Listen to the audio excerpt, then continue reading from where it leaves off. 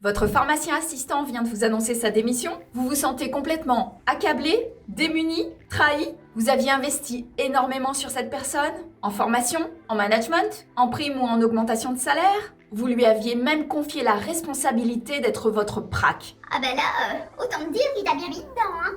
Mais non les amis, heureusement Marianne est là pour vous sortir de ce gros obstacle. Alors aujourd'hui, je vais vous donner 5 astuces pour vous aider à ne pas craquer à la démission de votre pharmacien assistant. Vous êtes pharmacien titulaire et vous souhaitez des outils, des astuces pour vous aider dans la gestion de votre officine au quotidien, mais aussi une aide pour avoir une vie personnelle et professionnelle plus équilibrée, et enfin devenir le pharmacien titulaire serein et épanoui que vous méritez d'être. Bonne nouvelle, vous êtes au bon endroit. Alors ne zappez pas et retrouvons-nous de l'autre côté pour un grand bol d'astuces et de conseils, tout ça dans la bienveillance confraternelle. On se retrouve tout de suite après ça. You call me a saint, but you know I'm a stranger, all willing and able to do what you want. You think I'm a thinker, but I'm just a singer, all busy and pretty, just making believe. Mon assistant vient de m'annoncer sa démission. Oh pourquoi? Mais qu'est-ce que je lui ai fait? Chez qui il va, connard? Oh putain, je suis sûre qu'il va chez cette con. 10 ans qu'on est ensemble, 10 ans de fidélité. Tout ça après avoir traversé les pires moments. Le transfert, le départ des médecins, le Covid. Il me largue comme une vieille chaussette. Oh non, là c'est trop, je crois que je vais craquer. Non, confrère, consoeur, ne craquez pas. Marianne est là. Bonjour les amis, ici c'est Marianne Le Chertier, j'espère que vous allez bien. Bienvenue dans cette nouvelle vidéo de Stratégie Pharma Pro. Si vous êtes nouveau ici, n'hésitez pas à vous abonner, à activer la cloche pour être alerté à chaque nouvelle vidéo et tout recevoir dans votre boîte email. Alors aujourd'hui, j'ai le plaisir de vous faire une vidéo sur les 5 astuces qui m'ont permis de ne pas craquer à la démission de mon pharmacien assistant. Et oui, cela m'est arrivé aussi. Alors face à cette situation, certes pas géniale, voici mes 5 conseils. Alors mon premier conseil, c'est de bien distinguer les relations cordiales, normales dans le travail et l'affectif. Il est normal et évidemment tout à fait recommandé d'avoir de bonnes relations avec vos collaborateurs, avec vos préparateurs et vos pharmaciens. Il est normal d'avoir des moments conviviaux, en équipe. Néanmoins, ne mettez pas trop d'affectif dans votre relation avec vos pharmaciens et vos préparateurs. Dites-vous une chose, c'est qu'on n'est jamais marié avec ses collaborateurs, ni eux, ni vous. Dites-vous que c'est la vie de l'entreprise, c'est normal, les collaborateurs vont, viennent, et ça arrive dans toutes les entreprises, les grandes comme les petites, comme les officines. De plus, fini les anciennes générations de préparateurs et de pharmaciens qui restaient 5 ans, 10 ans, 20 ans. Les nouvelles générations sont là et elles aspirent à d'autres choses. Aujourd'hui, et plus on avance dans le temps, et plus les mentalités changent. Les aspirations de vos collaborateurs changent. De plus, le Covid a énormément fait évoluer les mentalités dans toutes les professions et plus particulièrement dans nos professions de santé. Les gens réfléchissent à de nouveaux horizons. Vos collaborateurs peuvent réfléchir à travailler ailleurs, à la campagne par exemple, si vous êtes en ville, ou différemment, en freelance, en intérim, pour changer de pharmacie et être libre de leur emploi du temps. Ou pour certains, carrément changer de métier. Il faut donc absolument le comprendre, l'intégrer et vous adapter à ça. Vous ne pourrez de toute façon pas aller à l'encontre de ce mouvement de fond qui est très fort. Mon deuxième conseil, c'est de prendre du recul. J'ai moi-même pu expérimenter la chose et je me suis sentie complètement trahie, démunie, laissée pour compte et je me suis même demandé si c'était pas de ma faute. J'avais augmenté mon pharmacien assistant, je lui avais donné des responsabilités, j'avais accepté des changements de planning. Alors écoutez-moi bien, de deux choses l'une. Si votre pharmacien s'en va 2 mois après une grosse augmentation, là vous pouvez vous demander légitimement s'il n'a pas fait exprès pour aller négocier ailleurs son salaire. Pas bien.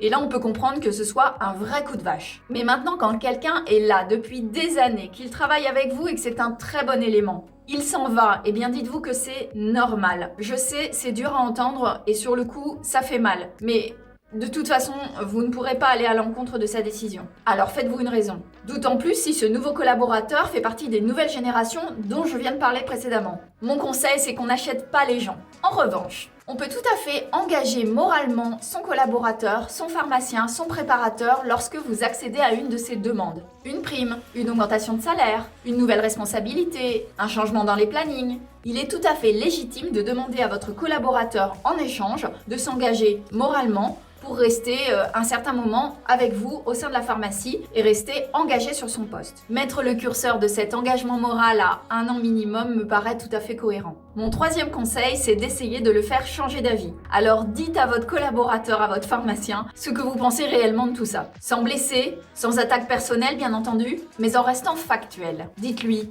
je suis déçu, je comptais vraiment sur vous. Vous étiez un bon élément.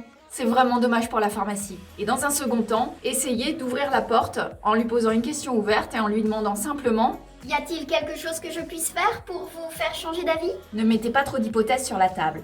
Y a-t-il quelque chose que je n'aurais pas fait jusque-là que je pourrais faire maintenant? Y a-t-il quelque chose qui pourrait vous faire rester? » Et là, je pense très fortement à une amie titulaire qui se reconnaîtra et qui a suivi le conseil de son comptable d'aligner le salaire de son assistant sur le coefficient que lui proposait un autre pharmacien. Elle a ainsi gardé son pharmacien et s'est épargné des mois de stress de recherche, qui aurait de toute façon abouti à certainement embaucher un pharmacien au même coefficient, voire plus. Alors mon quatrième conseil, c'est de positiver et d'aller de l'avant. Une fois que la décision de votre pharmacien assistant est prise et qu'il démissionne et qu'il partira, il faut s'y résoudre, il faut repartir et se projeter dans le futur. C'est un obstacle que tout chef d'entreprise doit affronter, que ce soit dans les petites ou dans les grosses entreprises. Ne restez pas sur la déception, sur les regrets, sur ce que vous avez fait, sur ce que vous n'avez pas fait. Cela ne fera que vous enfoncer dans cette morosité qui vous plombe le moral. Par ailleurs, il est aussi de bon ton de montrer à votre équipe que cela ne vous démonte pas, que cela ne vous arrête pas, que dans cette pharmacie, on continue d'avancer et que personne n'est irremplaçable. Et cela, quel que soit le poste. Croyez-moi, cela va envoyer un message positif à votre cerveau, activer la résilience et vous projeter vers l'avenir dans un esprit positif. Prenez Carlos Ghosn, numéro 1 de chez Renault à l'époque des faits, qui préparait depuis des années Carlos Tavares, numéro 2 chez Renault, à reprendre sa succession, et qui apprend que ce dernier a des vues chez Peugeot. Trahi, déçu, il ne se pose pas des milliers de questions, il le licencie. Quelles sont les 2 leçons à tirer de cette histoire? 1, celle de Carlos Ghosn, qui, déçu par son bras droit, n'a pas hésité à aller de l'avant, malgré la déception engagée par son bras droit. 2, celle de Tavares, qui a pris la place numéro 1 du groupe PSA, qui ensuite est devenu Stellantis. Groupe bien plus important et plus profitable que ce que lui aurait proposé Peugeot. Alors les amis, promettez-moi de ne plus vous laisser aller à la morosité et si vous êtes ok avec ça, mettez-moi en commentaire en bas de cette vidéo attitude positive. Mon 5e conseil, c'est de ne jamais être en panade et de ne jamais vous laisser prendre au dépourvu. En bref, devenez actif et ayez toujours une longueur d'avance sur le recrutement. Donc le maître mot, c'est anticiper tout au long de l'année et en permanence se mettre dans l'optique que certains de vos collaborateurs peuvent partir. Démissionner, partir en congé maternité, tomber malade,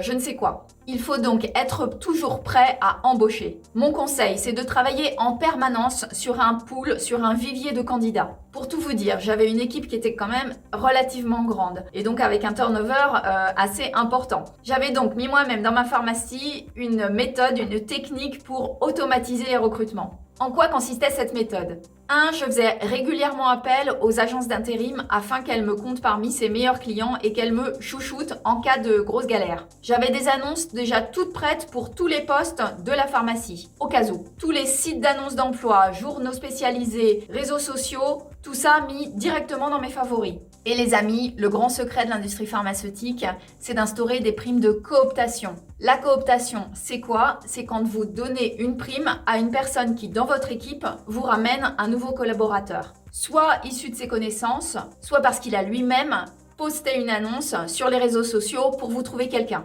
Et je peux vous dire que cette dernière méthode fonctionne plutôt bien. Voilà les amis, c'est la fin de cette vidéo. Si ça vous a plu, surtout mettez-moi un pouce bleu, mettez-moi des commentaires, abonnez-vous à la chaîne, activez la cloche pour être alerté à chaque nouvelle vidéo.